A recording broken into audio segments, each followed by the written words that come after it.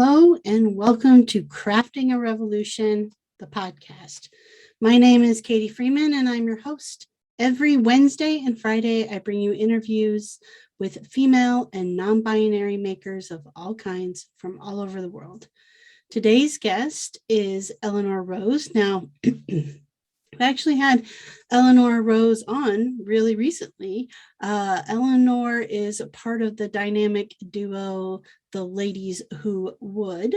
And so I interviewed her along with Stacy, who's the other half of that duo, for episode 196. So if you haven't listened to that episode yet, please hit pause, go listen to that, and then come right back over here to Eleanor's single episode.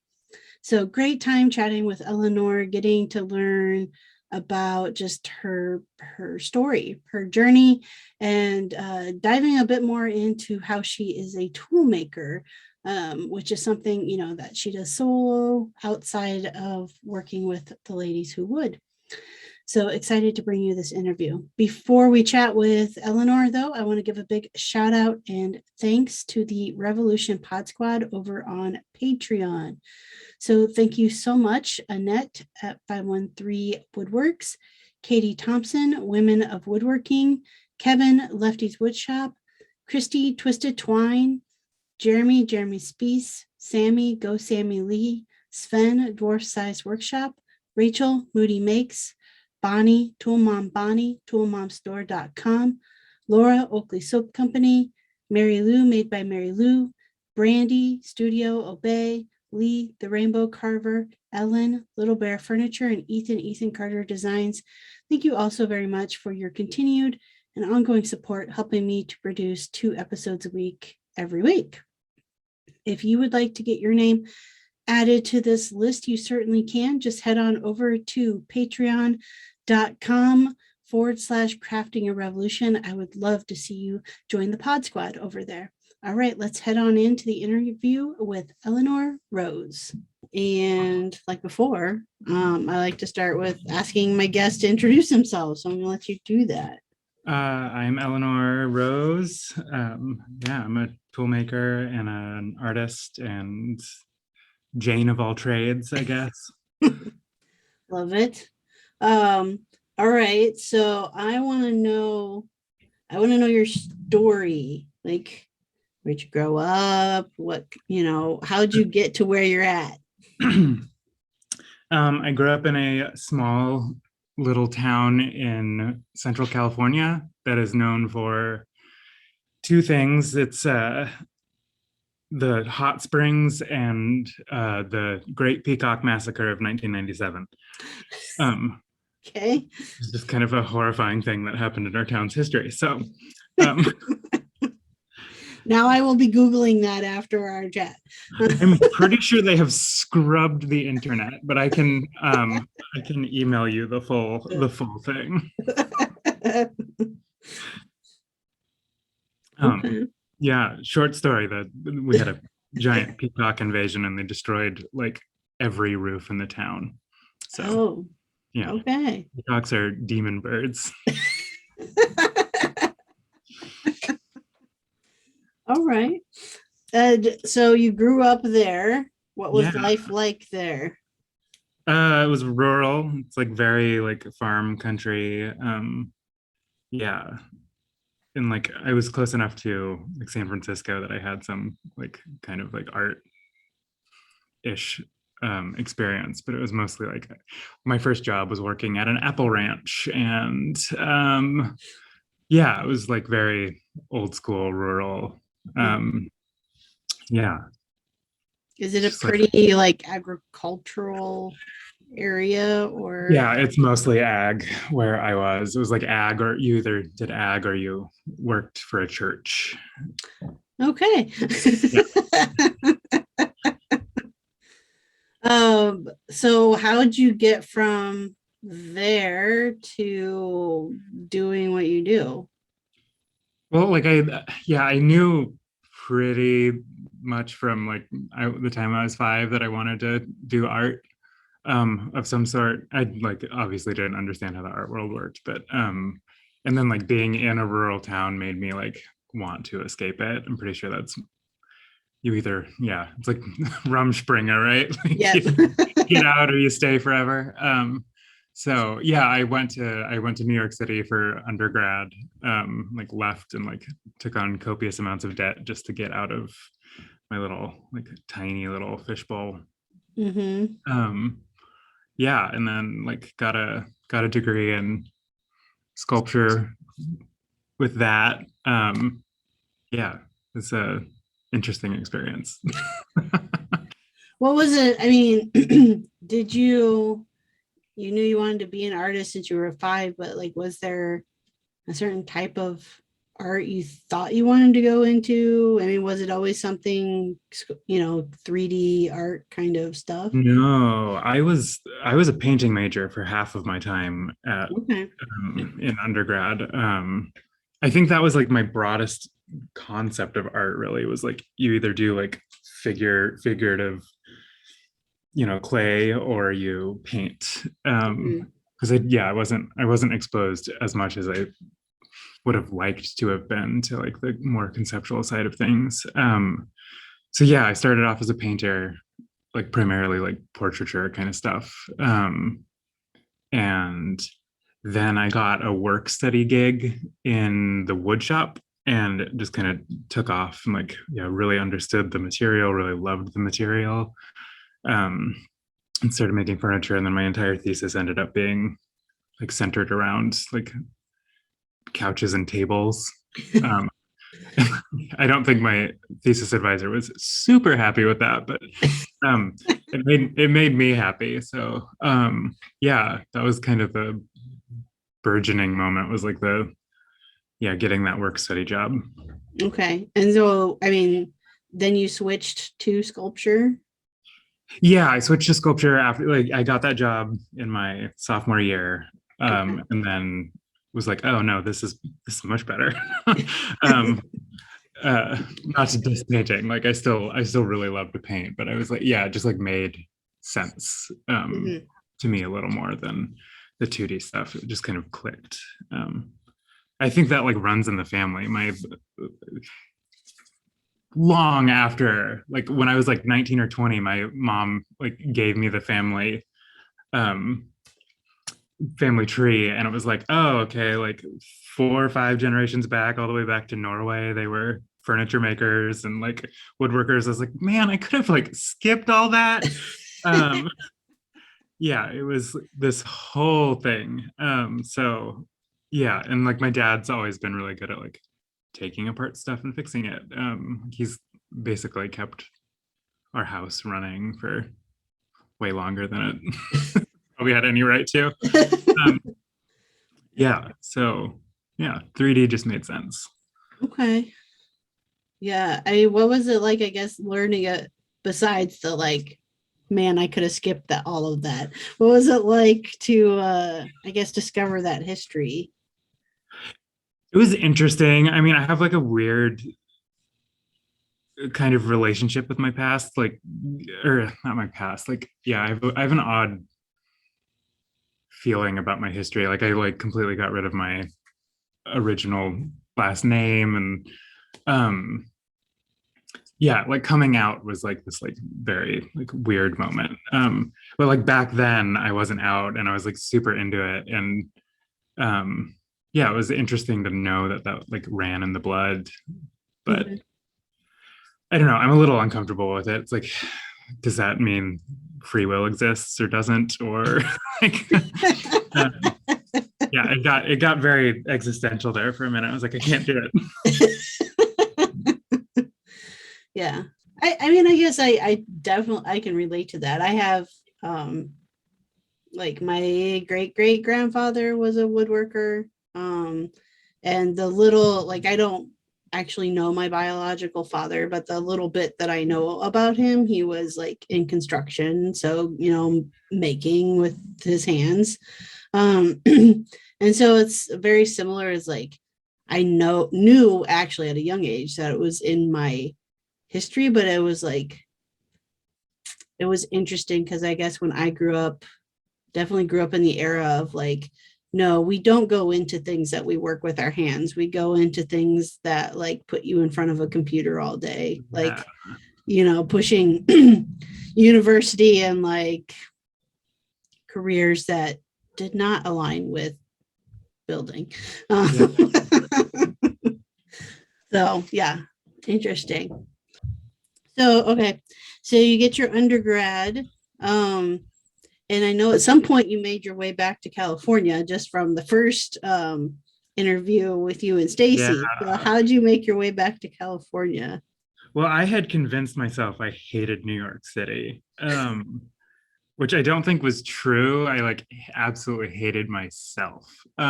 So, but I like made a big like run for it to like in an effort to like escape what I thought was the problem. Like the day I graduated, I was out. I just like zoomed out of there. Yeah. Yeah. And so then I had to live with my parents for like 2 months, 3 months. And then I moved up to San Francisco and got some little shop jobs in, colleges. And that was like and that's where I met Stacy. So, and then it like flew into this. Stacy and I moved to LA together to like, I quit a really well-paying job.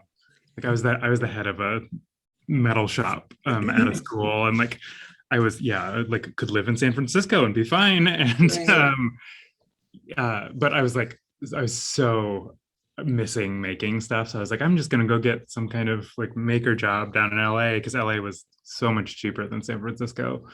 Which is crazy to which me is because LA is crazy. so expensive. Yeah, wild. Yeah. Yeah, and like Stacy's sisters lived down there, and so like, and I was friends with them, and Stacy was going all around the country. I'll let her tell that story, but yeah, so it was like nice to know people down there, and then but then I like hated the fab job that I got.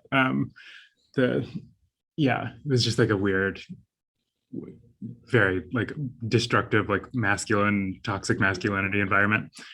So I quit that really soon, and then I got a job at another college because that seems to be like what I do. And I was a drawing studio coordinator, so I got to like at LMU, and I met like one of my favorite people there. Hi, Jane. Yeah, it's so we ended up doing that for a while, and then went to like the intention was always to just spend a year in LA and then go to grad school. Okay. Because that seemed right, especially after the 2020 election. It was like, yeah. Well, we might as well skip the next 3 years. Yeah. Yeah. Yeah. So I mean, I'll let you decide how comfortable or not you are, but I am interested in understanding a bit how I guess like coming out plays into your story. Oh yeah, for sure. I mean, I didn't come out until what is it, 3 years ago, little less than 3 years ago. Okay. And so like I was like playing the part of the straight white man through the first 2 years of grad school. And I had like kind of come out in undergrad very briefly, and then I like snuck back into the closet. Yeah, like the minute my parents started asking questions, I was like, nope, can't do it.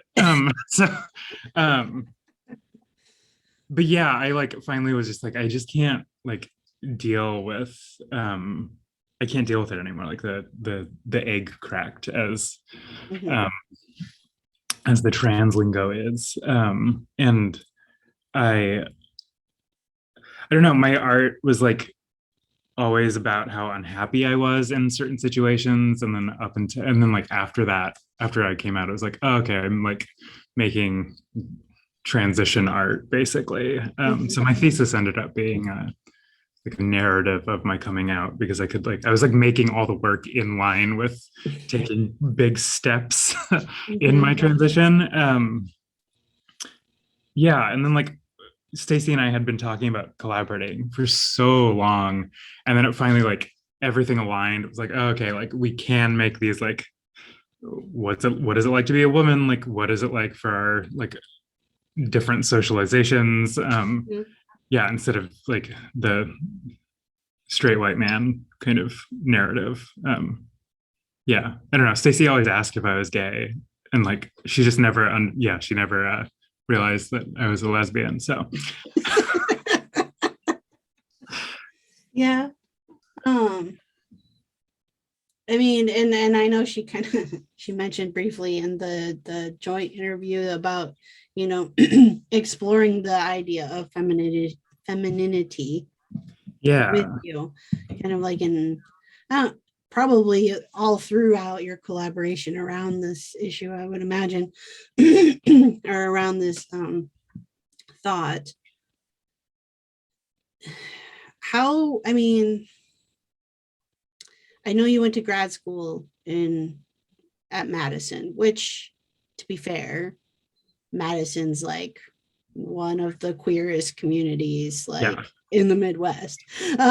Um, which we have very few beacons in the Midwest, I will say that. yeah. But It's one of the gayer cities I've lived in, and I lived in San Francisco. So yes, yeah. yes. I mean, do you feel like being in that community like gave you the support and resources to kind of get over that, I guess, the hurdle of the parents asking questions and stuff like that? Yeah, I think knowing that I was in a safe space, like if I were to do it in the community we're in now, I don't think I would have come out. And yeah, it was a nice safe space. I was in a nice safe environment where they like literally couldn't fire me for coming out. Mhm. Um yeah, and like the fact that I mean Wisconsin is a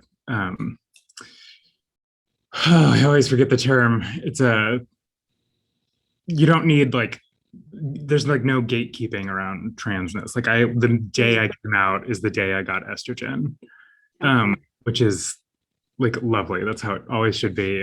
Informed consent. That's the term. Yeah, okay. Yeah. Yeah. And like my health insurance was like super good with trans care. And like, yeah, it was just like everything seemed to be like everything lined up really, really well.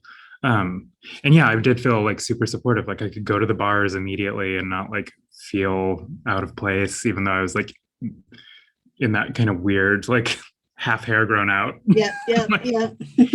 um, yeah, it was, and I mean, like, and then of course, like COVID hit. So I didn't get to I've never gotten to take full advantage of like the super liberal cities that I've been in. I feel like I really squandered San Francisco. But that's okay. maybe maybe after COVID you can do like a gay tour and just like go Yeah, to every liberal city. that's the hope. That's the dream. Hey makers, today's episode is sponsored in part by toolmomstore.com. At toolmomstore.com, you can find any and all tool-based merchandise for all genders, all sizes. They've got mugs, they've got shirts, all kinds of cool stuff. I have one of the shirts myself that has the hashtag Woodworker on it. And I also have a couple of the mugs that define what and who is a tool chick. So super excited with the merchandise that I have. I know that you will be satisfied as well. And also great discount for those of you who listen to the podcast at checkout. If you enter the code MAKERMOM, you will get a 20% discount off any of the merchandise that you buy. So that's just toolmomstore.com. All right, let's head back into the action. I mean, I think that's amazing as far as like the trans care and everything like that. Like I was not aware of that. I would suspect that that is not the case in Iowa, given our current head of government here and how hell bent they are against, like, you know, Yeah. just females to start with, and then from there. Um, so I would suspect that's not the case. Um, I do want to ask about, because I am very aware of it still being like, I've never understood why within the queer community we have to like be prejudiced against groups of ourselves. Yeah. Like, I have never understood that. I never will understand that. Because I'm like, let's just marginalize the marginalized, because Right. that's what we do. So has there been any, have you experienced any of that, being a trans woman in, the queer community? Has there been any um Not downside? not particularly with the queer community. But then again, I've always been very careful to like surround myself with people who I deem safe. Mhm. And like I did end up dropping a few friends when I came out just because they were like not, but they weren't part of the queer community. Gotcha. So yeah, I don't know. I think it's getting better with the youths. Like, Yes. um, and like being that, yeah, like an elder millennial, I feel like I can still kind of tap into some of that. Mhm. Which is nice. Yeah, I haven't had much of an issue being like accepted or anything, but yeah, it's more like feeling weird in like I don't know, my like jobs. Yeah, I don't know. yeah, no, That's I mean, the that's totally fair. Like, I mean, it's still seen as, I don't think it's actually the truth, but it's still seen as like not even a space for like assigned and identified as female at birth, uh yeah. in these trade spaces, right? In any Yeah. of the trade spaces. Well, and I've had the conversation with Stacy of like sometimes I feel like I have like more authority placed on me because it's like I used to be a guy, quote right. unquote. Which feels like also like stupid and like, yeah, it's like that's like super transphobic and weird. Yeah.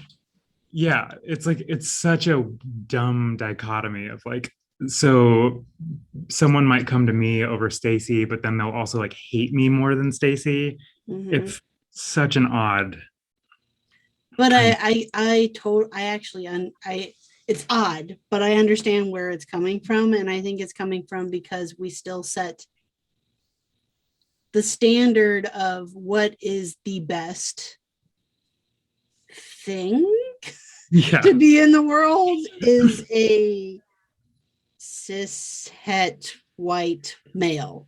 Yeah. Yeah. They're at the top of the pyramid, right? And so it's like we all judge ourselves where Yeah. we rank in that hierarchy, and so we continue to uphold that standard because we still keep them at the top. Right. We're always trying to be as good as, instead of just being like, no, we're like solid just on our own selves. Yeah. Like, not in comparison to, but just as our own selves. Yeah, like you said last week, like we can build our own seats at the table. Thank you very much. Yeah. Yes. Yeah. Yeah. Yeah, exactly. So I actually get that. And I listen to, funny as it may be, I really actually don't listen to any maker podcasts anymore. um, I listen to like all the self-helpy type podcasts. So I listen to Glennon Doyle's We Can Do Hard Things podcast, which is just beautiful. And they actually talked about that. They had an episode talking specifically around gender um, issues. And they said that like it's portrayed as a threat by the top of the pyramid. The biggest threat to the top of the pyramid is seen as a trans woman, because like you gave up the privilege of being at the top. Yeah. Yeah. That's yeah, I do. Yes. Well, and that's like the stupid argument is like of like, oh, well, they're like trans women are like sneaking into bathrooms. And it's like, Right. no, like why what? No, why would I choose to make my life harder by doing this? It's like because Right. it's the only way I could like keep living. Right. Yeah, like yeah, and I mean I did have every opportunity handed to me at up until a certain point, Mhm. which is yeah like terrible and for like in comparison to the rest of the world, like that shouldn't be what happens, but like yeah it was like being socialized that way. Like some things are great about it, like I don't have the same like uh fear of like Yeah. taking up space that cis women do, because like I just like wasn't, I didn't need to worry about that. Right. um yeah, I don't know. There's like there's gives and takes to being trans. I think like I Yeah. think a lot of it is really hard, and then but a lot of it's like really magical. Mhm. um yeah. Yeah. Yeah. I totally imagine so. And I'm right there with you about the why would I choose to make that I've had those exact arguments with my family around just my gayness, Yeah. like because they fully believe it is a choice. And I'm like, yes, I would choose. Like, Yeah. remove privilege from myself and make life much harder. Yeah. That is a choice I totally logically made because people do that. Yeah. Um, so I definitely understand. Yeah.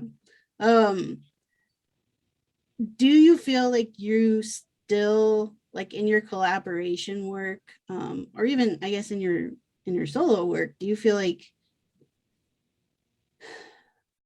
that comes out, some of that dichotomy that you're talking about? Does that come out in your work?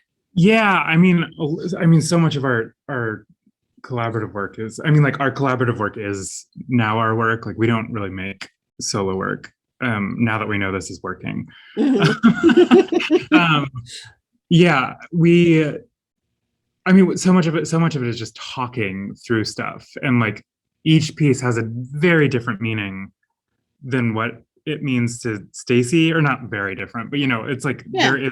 there is a big difference in the Mhm. way that we like perceive femininity and perceive ourselves in as women. And so yeah, like I think that it's very different. Each piece has like all these different readings, which I mean I think is like the great thing about art, right? You Yep. could put your own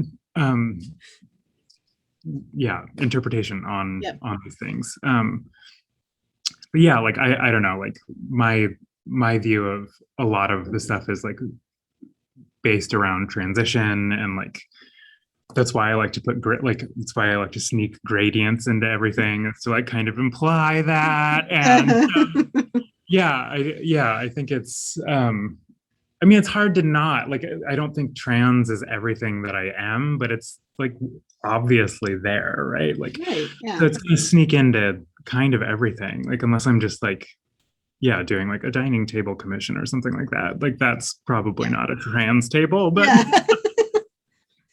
Well, um, I want to circle back to something you kind of said, like it wasn't until you came out and then that you felt like you could go in on this collaboration yeah. with Stacy. Like, why do you feel like it took that, like, to feel like you could collaborate on this line of work? I mean, I don't think I was like, I mean, I wasn't running on like the full energy that I could be. Like so much of my own life was like focused on my own unhappiness and like staying alive. Like that Yep. was it. Um, so like now I can actually think about those things, but I also have more to give instead of being like this angry little um idiot. um, if that makes sense. Like, yeah, and I don't, I mean, I wasn't, I had all these things to say, but I wasn't saying them. It was like most of my work was centered around like how much I moved around, which is like stupid because like the moving around was a direct like reaction to not being happy with myself. So it's like change everything else. Right. um, yeah, and like I mean, we were both interested in the idea of like femininity, but I couldn't say that. Um, so I think that's more why it like was fine. And like I was more of a material junkie then. Like I was more interested in like being like makery, like really like hardcore makery. So I didn't want to like throw too much into like thinking about stuff. Because thinking about stuff is obviously like an internal dialogue, right? And then like I hated being alone with my own thoughts. I still occasionally do, but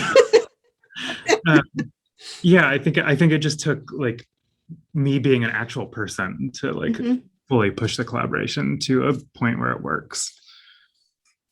Yeah, again, that resonates. I've actually been thinking a lot about like how much time of my life I spent essentially living like dual lives. You know, there was a very long period of time where it was like I was out to friends and like had relationships, but I was not out to family. And so that meant I lived dual lives. And it's like remembering like so much energy just being like, okay, what's like the story in this space and like what's the story in this space, like you know, remembering like, and not even like giving myself, even in the spaces where I was out, I still always had the fear of being discovered in those spaces. And so like I never dove into like, who am I as a person? And like, it's like I'm a ball of anxiety. Yep. And that's it. Yep. My entire personality. Yeah. I mean, keeping track of all that stuff is so exhausting. It's like, yeah, I don't know how anyone, like, I don't know how I was even like vaguely functional. Yes, absolutely. So I also want to talk about your tool making. Yeah, like how did that get started? Well, so I graduated from college in New York and I had one hand plane to my name. That was the only tool I owned.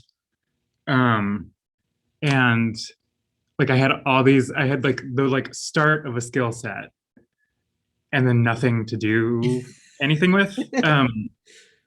So like the minute I got into a shop, I bought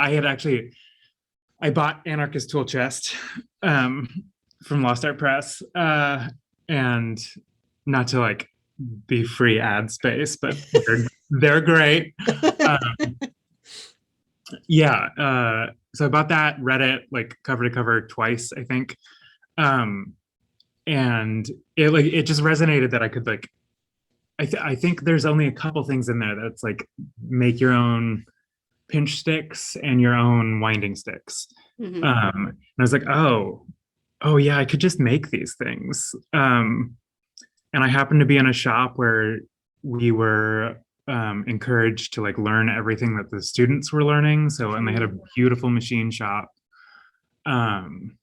And so I just started making my own tools, and that's where it like started. It wasn't for anyone else but me. And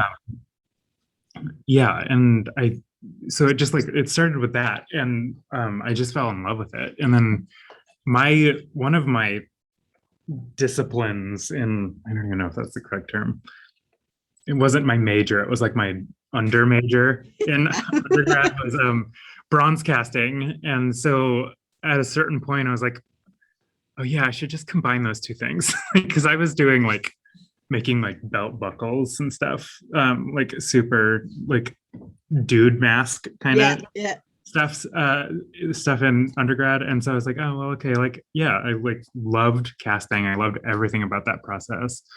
And yeah, I was lucky enough to have an amazing mentor in undergrad, and then in grad school is when I like really started, like the first semester there, I like really started to experiment with the like, high polish bronze tools. Because before that, I was just kind of I was doing a lot of machining work, which is not exactly like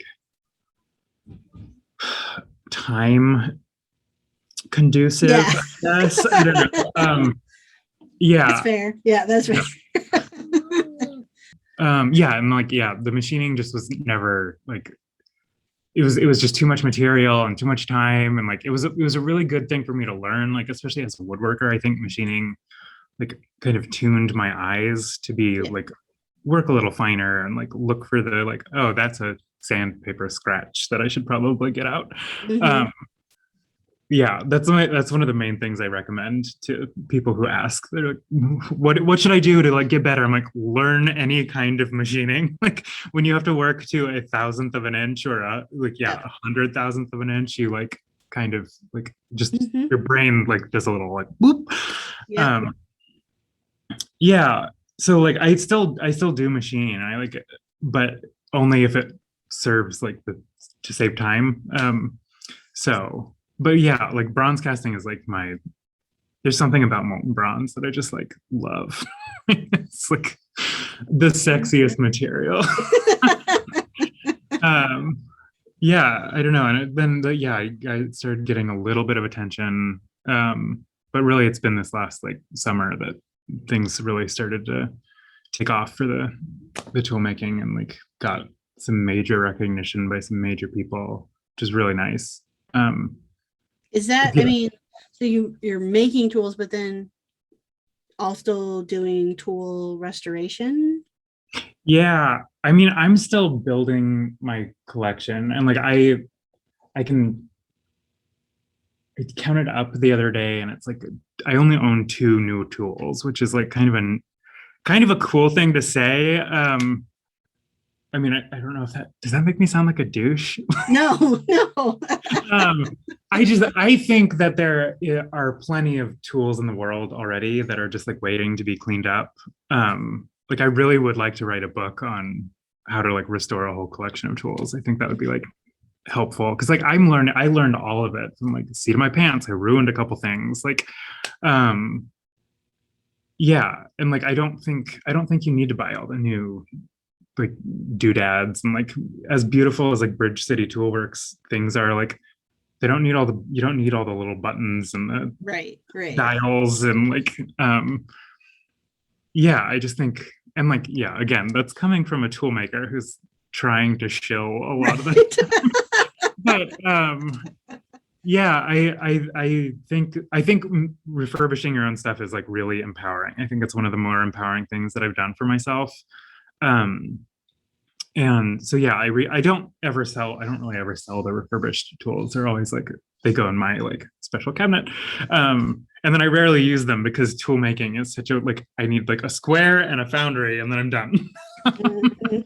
Which seems kind of silly, but yeah, I don't know. I tend to get rid of a tool if I haven't used it in 3 years, but like that seems to be the like round about I have like tiny little things that I only use once to like square up one machine every 3 years. So I Mhm. keep those, but Yep. um Hey makers. So today's podcast episode is sponsored in part by Alicia Van Osdal, who is the owner of Basil Blue Design Company. Alicia is a maker of all things, really. Her focus is on beautiful craftsmanship through woodworking, repurposing, refinishing, art, and sculpture. Her background includes 30 years of graphic design, logos, and branding. If you have an idea or concept that and need a creative solution or graphic design, you can email Alicia directly at Alicia, and that is Alicia at basilblue.com. Or you can visit her website at www.basilblue.com. And fun fact, Alicia actually designed the logo for Crafting a Revolution. So that is an example of the impeccable work you can expect if that is something you are in the market for. So be sure to look up Alicia again at her website, basilblue.com. All right, let's get back into the action. So how do you have access? Do you have access to Foundry? I own a little baby. A little. Um, yeah, it wasn't even that expensive, but it was worth the money to like have some freedom. And most of my tools, like I'm not casting big like 100-pound batches or anything. I'm doing like little one-off, like Mhm. 1 pounders. And yeah, I just think that there's something about having freedom. I think like that was always the goal in my undergrad, was to like not ever pay taxes again and like just be like completely off the grid. I mean, not that like will ever happen, but yeah, I think being self-sufficient is really nice, because yeah, Stacey and I have been doing this moving around thing so long, and it's like I'm really tired of it. um and it's gotten to the point where we don't actually like need the shops, but we used to really need the shops. Right. Which is which is hard. It's hard to be dependent on finding a job or finding a residency or like begging shop space off of someone for a few months. Mhm. Yeah, I don't know, I think it's So totally. does that mean like the collaborative work you guys do when you're making like the wood pieces? I'm thinking like the cabinet and stuff that you guys like. Are you making it all with hand tools? Oh goodness, no, Okay. we're in a shop right now. Right. Yeah, I mean, like the dream is to open up our own shop space and do like a woo thing, Mhm. try to run classes for like underrepresented folks. Mhm. Yeah, no, we are absolutely using machines. Okay. um, yeah, that would be crazy.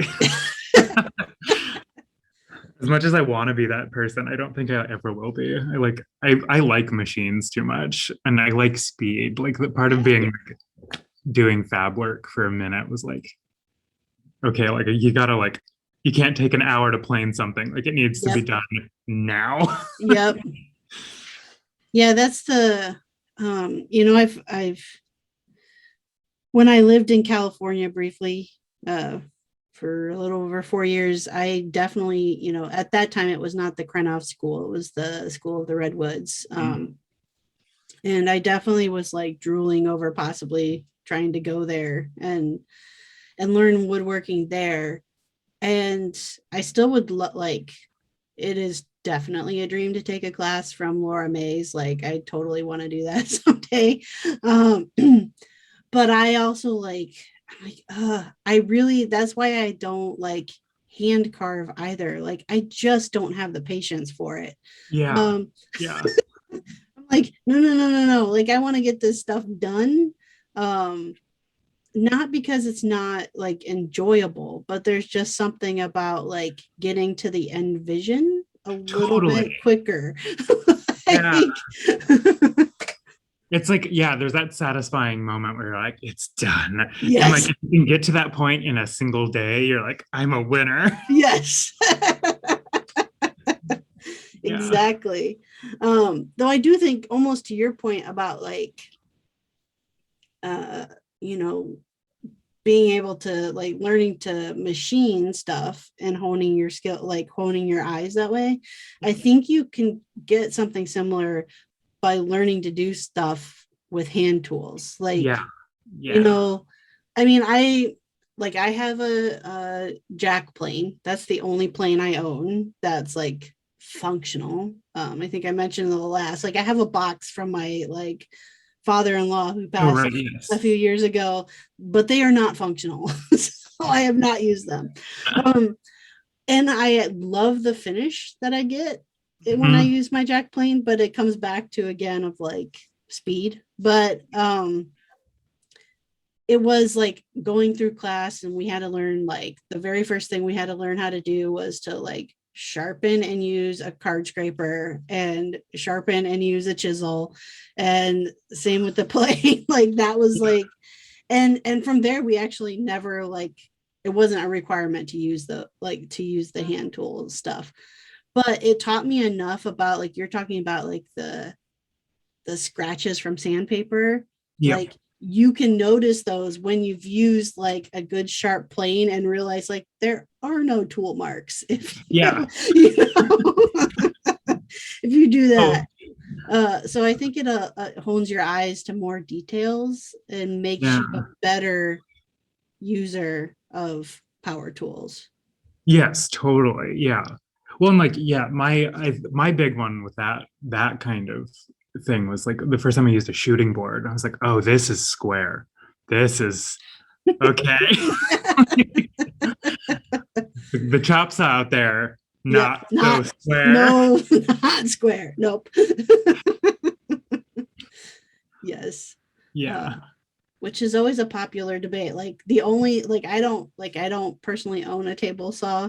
I've got a bandsaw and a miter saw, and I have I strive to continue to make work that does not require to be square Yeah. because I am not ever going to get that from those two.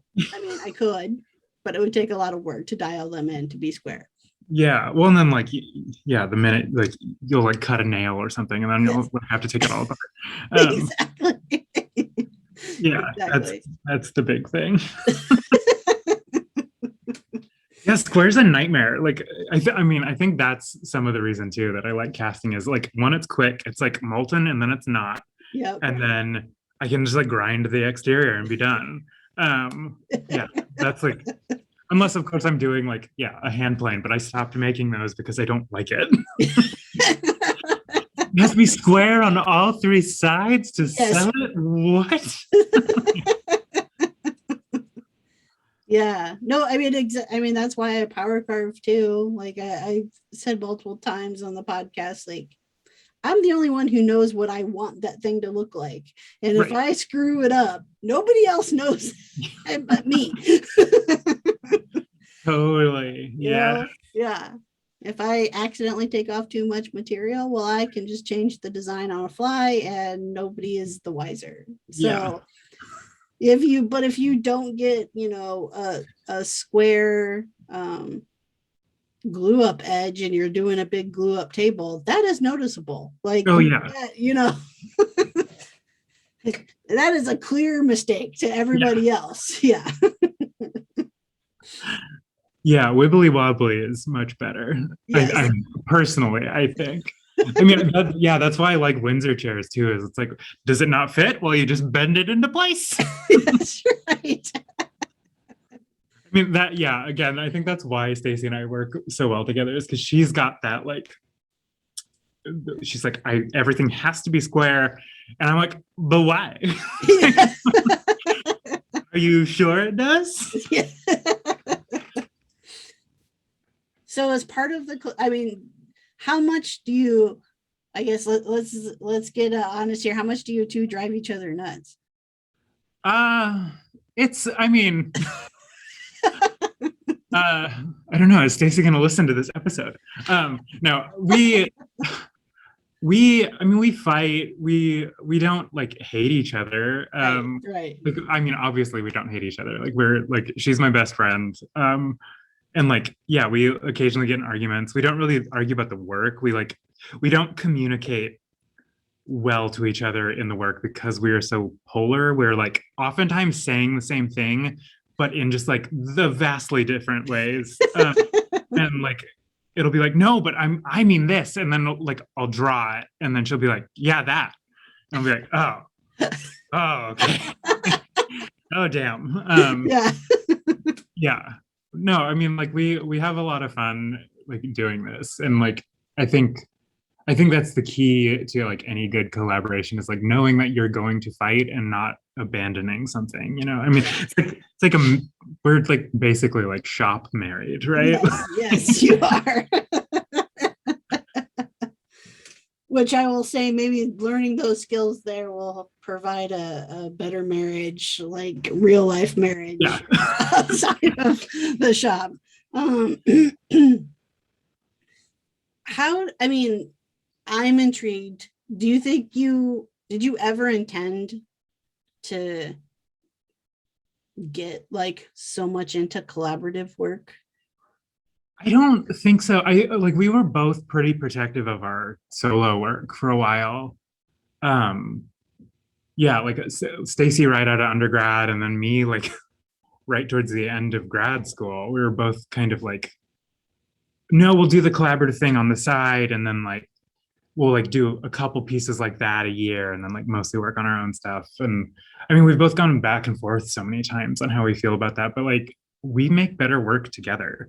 Um, like I don't have the same eye that she does, or the same like design kind of DNA, and like we both have not conflicting ideas, but like divergent ideas.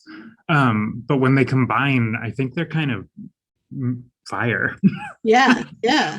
I mean, this show we have up in Kentucky right now it's like the best things we've ever made ever. Which I think is like, yeah, it's kind of special. Yeah.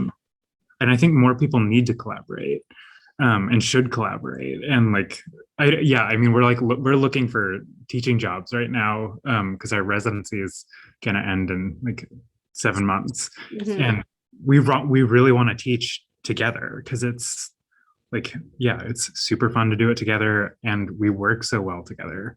Right. Yeah, I think it's something that like you really, really have to check your ego at the door. And that's really hard for makers and artists, and like probably the hardest thing for everyone to do. Because yeah, you do end up being like really protective of your own stuff. But yeah, I think we got over the hump of like being too like precious about our own ideas, to the point where it's like, yeah, this is like way better than any, like I don't ever want to make work alone again. Which is kind of a cool thing to like acknowledge. Yeah. Yeah. I mean, I'm sitting here going like, I don't know if I could. Like I've talked about, like I've talked with other makers about wanting, because I admire their work, like wanting to try to collaborate. But usually when we're having those conversations, it's like, well, I would do one part of the build and you would do one part of the build. Right. And it would come together to make a single thing. But it's not like, no, we would work together to build one thing, Yeah. I mean, I think that's one of the steps in collaboration, right? Like, I mean, we will take bigger leads on projects depending on like I took the lead on the Windsor chair piece, because it was like, well, I know how to build them. I will ask for your help. I will teach you how to make them along the way, and we will work collaboratively that way. But like the idea was this like fully commingled kind of thing. And like on the little bonheur du jour, like she took the lead because it's carcass work that I don't know how to do. But like I learned a lot watching her. And but that's like when people say collaborative work, oftentimes they do mean like, well, I'll make it and you paint it. And like I think that's the first real step, because like we did some of that work in grad school. Like Stacy would build something and I would like do a little mechanical machined portion for it. So yeah, I think collaborations take a lot of time. Just to even get to a functional place. And I don't blame people for not having the patience for it, because yeah, it's like really kind of hard to conceptualize anything outside or like inside of this like weird, like, oh no, we're like one person thinking, but like also like fighting each other. Yeah, absolutely. Well, Eleanor, we're like right up to the end of our time together. Okay. So I want to give you a chance though to let people know like where you want them to find you and follow along with you. Predominantly use Instagram. I'm at off_artisan, and you can follow our collaborative ventures at Ladies Who Would.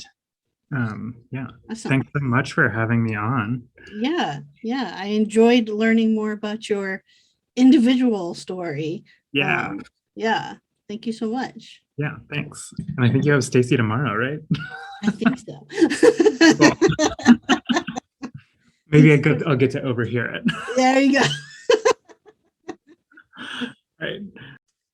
All right, Pod Squad. So again, that was Eleanor Rose. I'll include the links on how you can follow along with her on her own account, as well as a refresher on how to find the ladies who would in the description for today's episode. So you can find that on your podcast app you listen on, or if you happen to be watching this on YouTube, check out the description box down below. If you enjoyed today's episode, please make sure to subscribe, leave a 5-star rating, especially over on iTunes, Spotify, and wherever you get your podcasts. I really appreciate it. Also, head on over to Instagram, follow along with the podcast. Did you know the podcast had an Instagram account? It is at Crafting a Revolution over on Instagram. And if you head over there right now, so today when this gets released, which will be technically the end of Tuesday the 21st and the start of Wednesday the 22nd, I still have up in the stories over there a poll about potentially starting a newsletter for those of you who listen to the podcast. So if that sounds like something, I guess either way, if you're down for that or if you're not down for that, please head on over to at Crafting a Revolution on Instagram and answer that poll for me in the stories, if you would, please, because I'm trying to decide, should I be going that route or not going that route? So I would love to hear what you guys would like to see as I continue to take the journey of the podcast further. So when I am not making the podcast, though, you can find me designing and making furniture and home decor and doing power carving and adding bright, bold, beautiful color to woodwork over at freemanfurnishings.com and at Freeman Furnishings across pretty much all of social media. I'm active, though, on a daily basis over on Instagram for sure. So come on over at Freeman Furnishings, say hi. Tell me that you found me through the podcast. I always love to hear that. And yeah, look forward to seeing you over there. All right, it is Wednesday. I should let you know that there will not be a Friday episode this week. Last weekend was my birthday.